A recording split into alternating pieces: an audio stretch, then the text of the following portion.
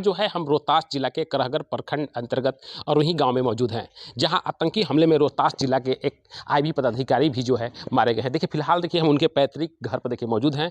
फिलहाल घर में कोई नहीं है, दरवाजा बंद है, लेकिन उनके अन्य परिजन भी देखिए यहीं पर बगल के सामने के घर में मौजूद हैं, जहां लोग पहुंच रहे हैं और आकर जो है इस पीड़ित परिवार को ढांढस भी बढ़ा रहे हैं। हम ऐसे में जो है यहाँ के जो उनके अन्य परिजन हैं, हम उनसे जानने की कोशिश करेंगे कि अभी फिलहाल जो है उनका कहाँ जो था पदस्थापना था, वो कहाँ कार्यरत थे और उनका जो है अन्य परिवार के लोग हैं यहाँ पर कब आए थे फिलहाल में और उनका लोगों से क्या कैसा संबंध था। सबसे पहले सर आपका कशिश न्यूज़ में स्वागत है। पहलगाम में आपके गाँव के जी, मारे गए हैं, जी। दुखद घटना मेरे है। गाँव के नहीं, मेरे घर के। मेरे घर के, हाँ, आपके घर के ही हाँ, हैं। मेरे घर ये के। दुखद घटना है। जी, बहुत दुखद। क्या माँग कीजिए? मैं सरकार से यही माँग करूँगा कि जो भी आतंकवादी है, उस पर कड़ी से कड़ी कार्रवाई की जाए और ऐसी मंशा रखने वाले को मुँहतोड़ जवाब दिया जाए। मैं मोदी जी से यह अपील करता हूँ कि जितनी जल्दी हो सके इस पर कड़ी से कड़ी कार्रवाई करें। ये घटना की जानकारी आपको कब कैसे मिली? मुझे रात्रि में मेरा जो बड़ा पुत्र है, श्याम सुंदर मिश्रा, वो आकर कहा कि पापा आज तक न्यूज़ चलाई। हम पूछे क्यों? किस लिए? तो कहा कि चलाइए ना। तो हम कहे क्यों, किस लिए? तब कहा कि मनीष भैया जो हैं वो पहलगाम गए हुए हैं और वहाँ पर आतंकी हमला हुआ है। तब हम लोग देखना शुरू किए और इधर-उधर से मैसेज आने लगा, ये होने लगा। हम लोग बहुत दुखी हो गए।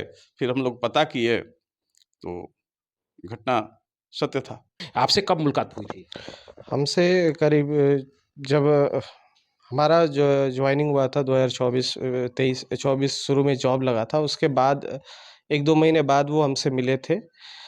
सासाराम आए थे तो उस समय मिले और फिर वो तुरंत कुछ दिन आने के लिए कुछ दिन पहले बात हुई थी, तो बोल रहे थे कि 1-2 महीने में या जो श्रावण मास होगा उसमें आएँगे। और और भी कुछ जो आपसी बात होती है उस तरह से कि ऐसा होगा, वैसा होगा और फिर ट्रांसफ़र की भी बात हुआ था कि कुछ दिन बाद सोच रहे थे कि बनारस में ट्रांसफ़र ले लेंगे, यहीं से घर पे आएँगे, जाएँगे, पास रहेगा। और कभी सोचा नहीं था कि हम लोग के बीच से वो इतनी जल्दी, इतना कम समय में चले जाएँगे। ये गाँव है, देखिए गाँव में देखिए उनका देखिए ये घर में है, जो फिलहाल घर में कोई नहीं है, ताला बंद है। लेकिन ये उनके जो हैं चचा के हैं लोग यहाँ पर और उनके अन्य भी रिश्तेदार मौजूद हैं। लोगों का जो है यहाँ पर आना-जाना लगा हुआ है शोकाकुल में। लेकिन सभी लोगों का एक ही माँग है कि जो आतंकी के बुलंद हौसले ने जिस तरह से नाम और जात को पूछकर इस घटना को अंजाम दिया है, उससे सरकार से लोग तत्काल जो है उस पर कड़ी कार्रवाई करने की माँग उठा रहे हैं। सासाराम से कशिश न्यूज़ के लिए दयानंद तिवारी।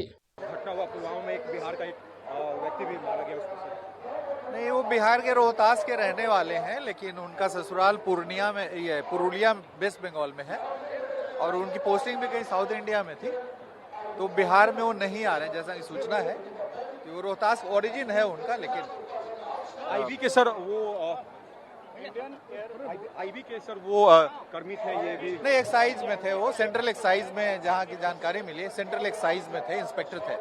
सर बॉडी क्या यहाँ पर लाने का कोई नहीं, या अभी उनके तक तो बंगाल में जाने का? नहीं, यहाँ उनका कोई संबंधी नहीं है, उनका ससुराल भी पुरुलिया वेस्ट बंगाल में है, तो मोस्ट प्रोबेबली उधर ही डेड बॉडी जाएगा, जहाँ तक सूचना है। गवर्नमेंट की तरफ से सर मुआवजा की भी घोषणा होती है, तो क्या इस संदर्भ में वो तो जो प्रक्रिया है वो होगी। देखिए डीजीपी बिहार जो हैं विनय कुमार, उन्होंने जो जानकारी दी कि किस तरह से जो घटना हुई है और बिहार के रोहतास के जो एक व्यक्ति की जो मौत हुई है, उनके परिवार के लोग वेस्ट बंगाल में रहते हैं और वहीं पर जो कहा जा सकता है कि जो भी चीज़ें होंगी उनके बॉडी को वहीं ले जाया जाएगा, बिहार नहीं लाया जाएगा। बिहार में अन्य उनके परिवार के सदस्य नहीं रहते हैं, इसलिए जहाँ उनके परिवार के लोग रहते हैं बंगाल में, वहीं पर उनकी बॉडी को जो है वहाँ पर ले जाया जाएगा, उनका अंतिम संस्कार होगा और सरकार की तरफ से जो भी जो कायदा सहायता राशि या जो चीज़ें हैं वो की जाएगी। इस समय कैंपस फिरोज के साथ गौतम कशिश न्यूज़ पटना।